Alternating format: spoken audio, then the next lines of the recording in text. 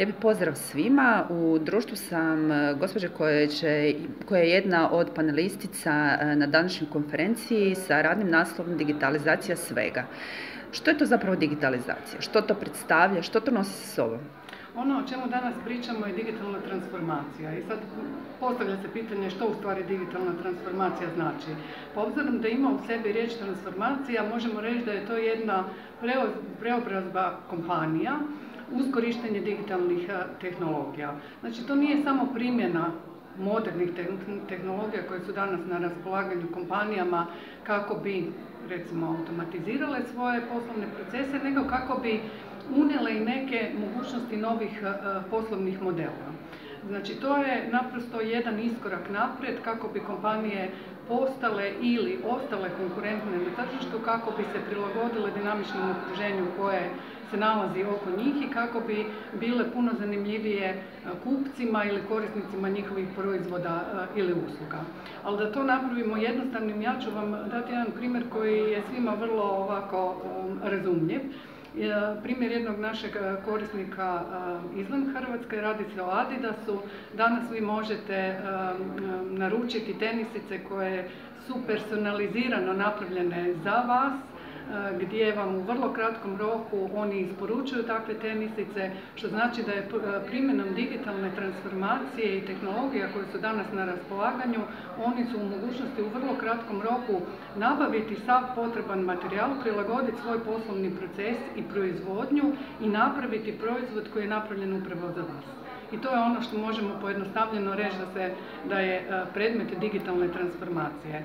Jedan drugi primjer može biti primjer isto ovako zanimljiv širokim masama, pogotovo onima koji vole motore, znači Harley Davidson, gdje vi također možete naručiti motor koji je personalizirano napravljen za vas, gdje je također cjelokupni poslovni proces napravljen u skladu sa tim da dobijete motor za vas.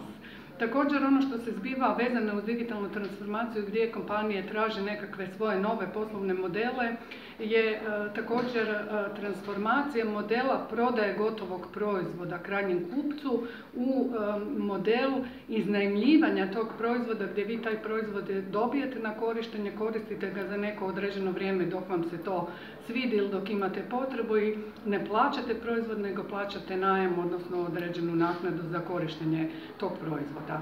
Također može vrlo velika, da tako kažem, naglasak u digitalnoj transformaciji u telekom industriji gdje današnji telekomi sve više odlaze u jedan drugi segment i ne bave se samo isključivo područjem osnovnih core telekom usluga na koje smo navikli u prošlosti, nego vi danas kod naših telekoma možete da tako kažem kupiti ili unajmiti razne proizvode i usluge.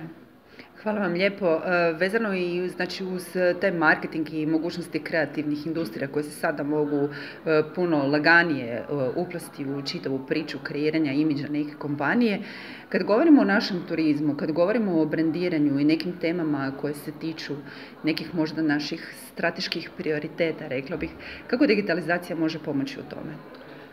Definitivno može jako puno, prije svega u doticaju i u kontaktu sa potencijalnim krajnjim gostom koji želi doći na neku od naših destinacija ili prepoznavanjem svega onog što je nekog gosta koji je već bio na nekoj našoj destinaciji oduševilo, sa čim je bio zadovoljan, da mu se može personalizirano, individualizirano samo za njega ponuditi usluga u sljedećem razdoblju. Onda tu je cijeli niz digitalnih usluga i svega onoga što se može ponuditi dodatno, a mislim da je najveći benefit tehnologija koje su nam na raspolaganju, a mogu se primijeniti u turizmu, je stvaranje jedne šire zajednice gdje neka velika turistička organizacija, a mi ih imamo par ovdje u Hrvatskoj, može napraviti udruživanjem nekih malih OPG-ova, nekih drugih proizvođača, nekih pružateljih usluga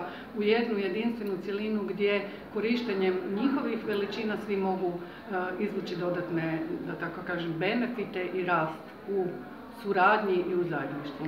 Hvala vam lijepo. Hvala vama.